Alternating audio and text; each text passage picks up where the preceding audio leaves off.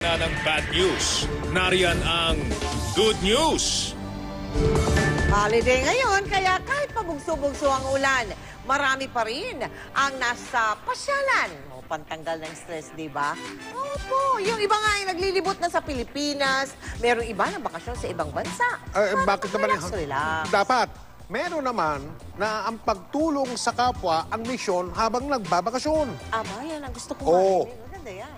Yan ang pinakamaganda. Dapat. Good news. Tinutukan ni Pierre Canghel.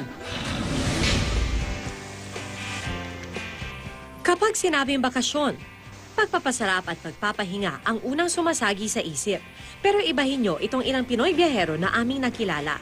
Si Ephraim, registered nurse at certified traveler. Siya ang nasa likod ng blog na Selfless Travels.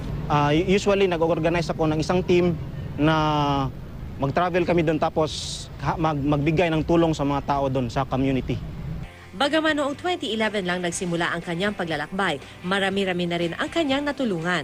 Yung latest naman dito sa Baguio is pumunta kami sa Burnham Park, umikot kami at gumawa ng mga free blood pressure check-ups, free hugs at saka mga prayers.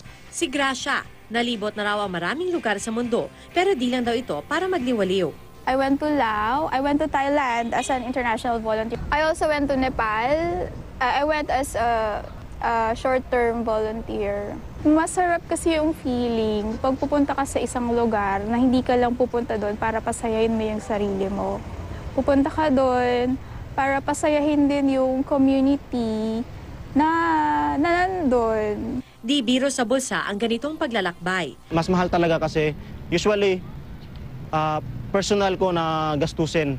Kaya para sa mga nais ding gumawa ng kabutihan habang namamasyal, merong mga grupong maaaring salihan para mapagaan ang pagtulong.